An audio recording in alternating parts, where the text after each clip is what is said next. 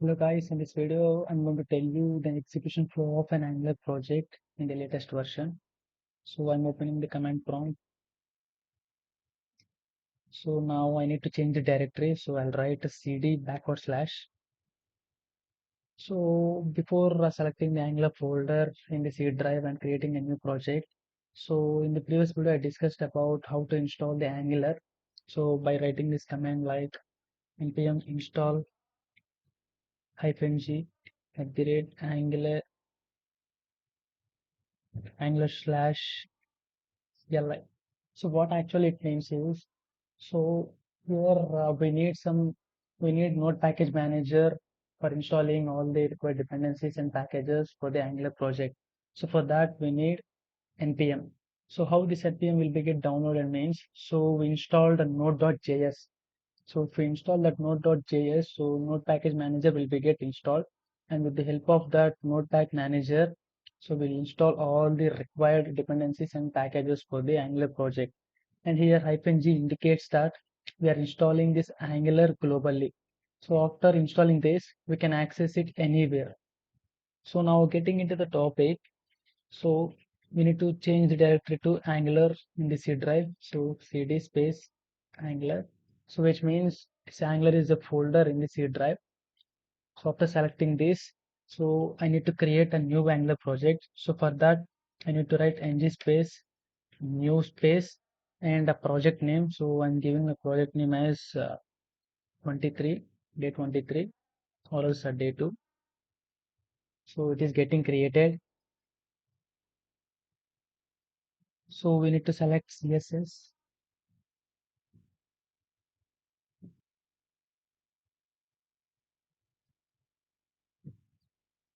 select yes. So why I have written ng space new space day 2. So ng indicates that it's an Angular command. In general, will how if you want to use Python on command prompt, so we write like py space some project name. So it indicates that it's a Python project. So similarly, if you want to use an Angular project on the command prompt, we'll write ng space. So ng indicates that it's an Angular project. So packages will be getting downloaded here. So now the new project has been installed. So I need to change the directory to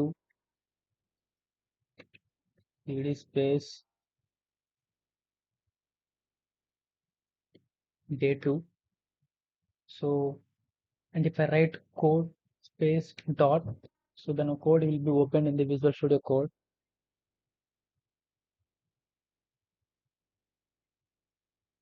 So here the project has been created. So day 2, it's a project name and src. So whenever we create a new project, one default component will be created, and there will be a main.ts and main server.ts. So if you are using a older version of an Angular, so it used to have a default component and a default module. Since we are using now latest version Angular, so there will be no module, but there will be only default component. And how the execution flow will be means, so initially it goes to the main.ts, and in this main.ts there is a bootstrap application on line number 5. So here app component is mentioned. So, and at the same time in the main.server.ts on line number 5 in the bootstrap application app component is mentioned. So it goes to the app.component.ts and it checks, and here there is a selector on line number 6. So it checks that the selector which is mentioned here and with the selected tag that is mentioned in this index.html. So if it matches, then the component.html content file will be get rendered or will be get loaded into this index.html file. So why it is getting loaded means Angular is a single page application. So despite it is having a lot of many more components, all those content will be get loaded into the one single page that is called index.html file. And if the selector doesn't matches with the main dot doesn't matches with the selected tag that is mentioned in this index.html, then it shows error. So if I want to run this program, so just type ng sir -o. So the output will be get opened on the browser. Let's type Y.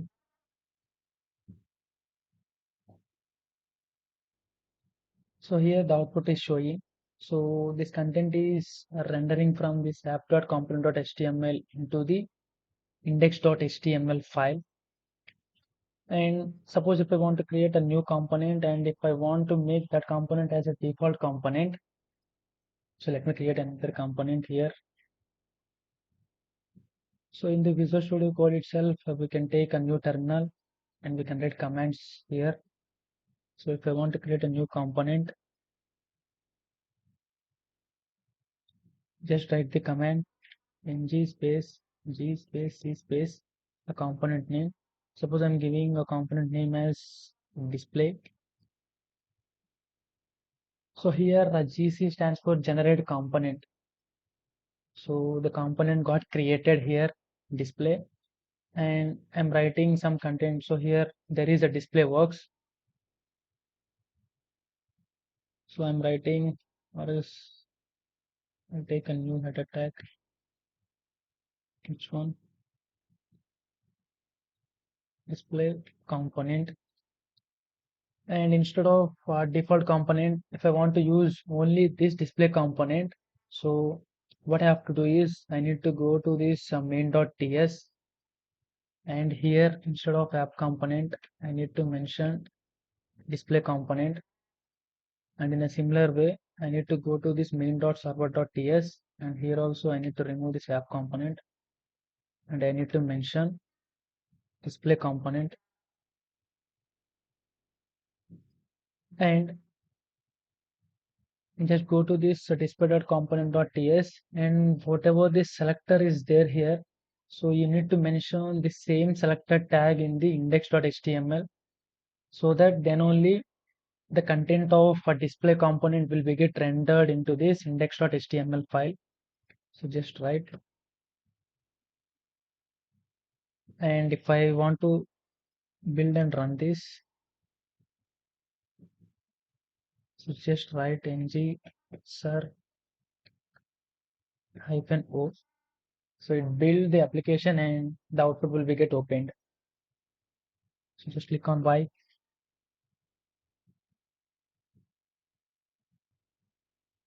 So see the output here. So the display component got printed on the browser. So which means, so instead of a default component, I have created a new component and then I had made this component as a default component by doing some changes. And if I didn't mention, so just go to the main.server.ts, and if I didn't change display component and I just remain this app component here, and if I run this, so it throws an error. So because, so in main.ts there is a display component, and in main.server.ts there is app component. So here the component names are not matching, so that is the reason why it's showing an error. So in order to avoid those errors, you need to mention, you need to make sure that there should be a same component name. So display component. So now it will execute fine. So this is how the execution flow would be in the latest version of an Angular. But if you consider a older version, there used to be app module and it's altogether a different one. So that's all. Thank you.